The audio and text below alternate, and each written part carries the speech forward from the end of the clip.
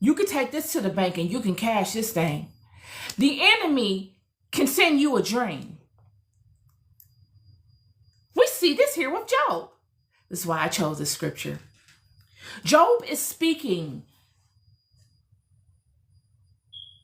We see in the beginning that God has come into a communication with Satan himself and has said, have you considered my servant Job?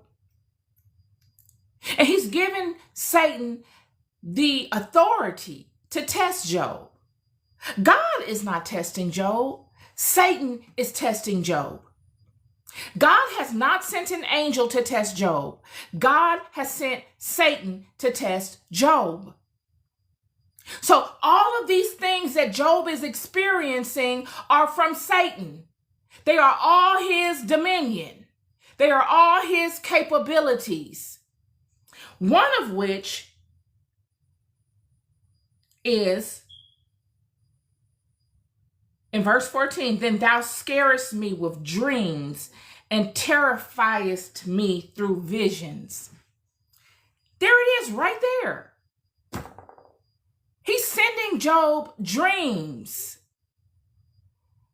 And not even just any dreams, organized dreams, dreams that have a storyline to them. A storyline to the point that they are vivid. He's able to see visions. In order to be terrified, friend, you've got to be able to see something very vividly.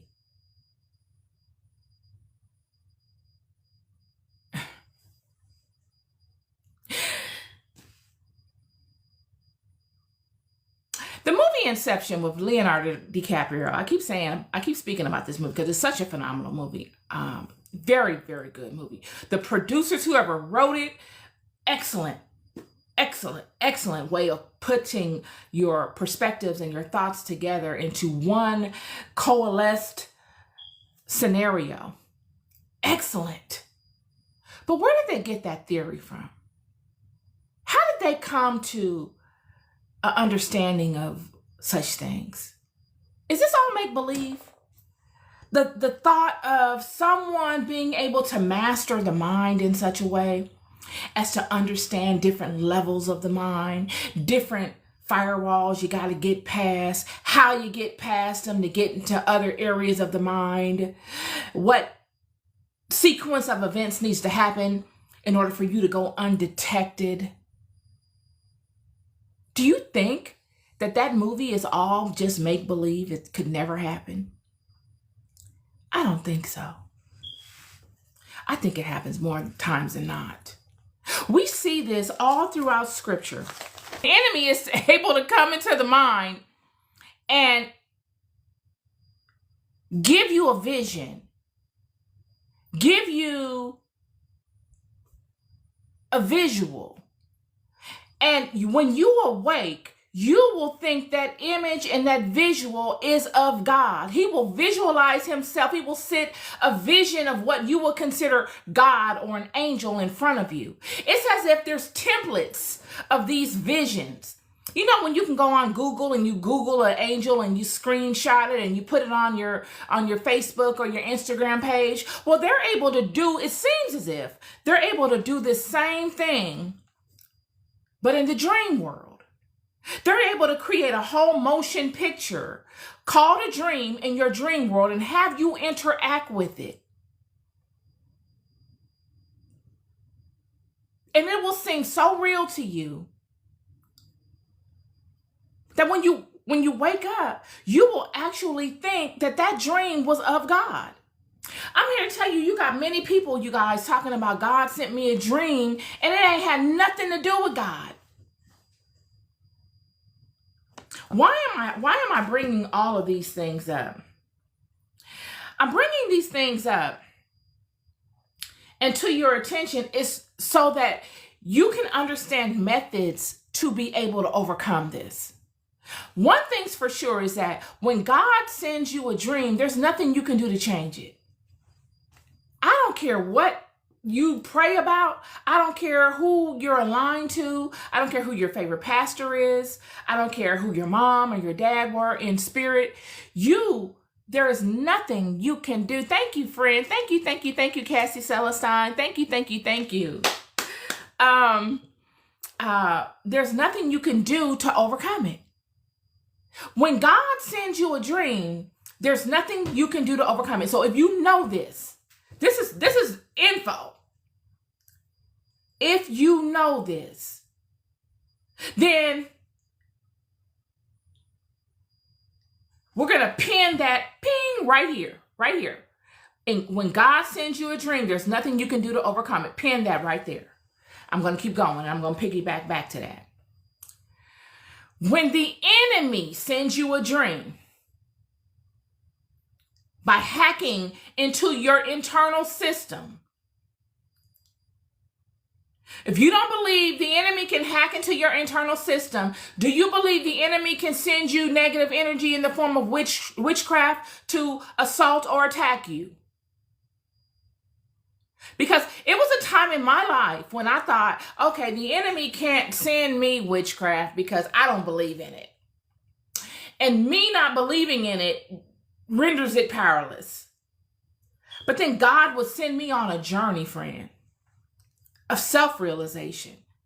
Nothing that I learned in a book and read, like that whole analogy of if I don't believe in it, it won't work. See, I had read that somewhere. But life and going in and out of serious spiritual warfare for years has shown me first person that is not true. If that person's will is powerful enough, and if you are not aligned properly to God, good luck. Good luck. It can and it will affect you. I wish I could tell you different.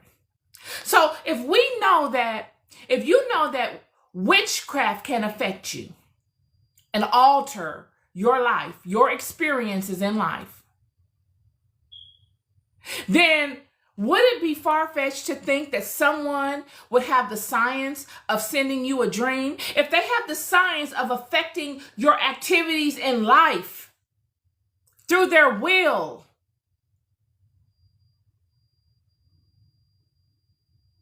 would they not have the ability to affect your dream world? Why wouldn't they have it? We see time and time again in the Bible, God speaking of false prophets and of people coming into people's dreams and sending them false visions. The only part that we're missing is that God is not telling you, okay, when this happens, number one, do this. Number two, do that. God doesn't do that. He just gives you the condemnation of what happens when you allow these things to happen. He tells you that we suffer because we are ignorant. We don't have knowledge. And the only way you get this knowledge is through alignment. You find it with alignment.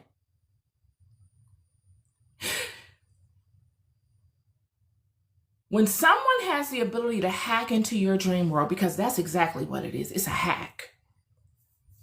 Goes back to the movie Inception. If you haven't seen it, please watch it today. It goes back to Inception. It's exactly, that is a recipe of how they do it. One recipe. That's the technical, mechanical recipe of how it's done. But there are people that know how to do it without all of that mechanical kind of technicality to it. They got it down to a science like a witch has doing witchcraft down to a science. You don't need to be on an airplane and you got an IV and someone give you a drink and go to sleep. And it's none of that. None of that. It's a hack regardless. So they hack into your dreams. And they present themselves as people that you either have seen or you know. It's an environment. They set up an environment for you in your dreams. to get you to do things that they could not get you to do in the physical life. This is how desperate the enemy is, y'all. He's desperate.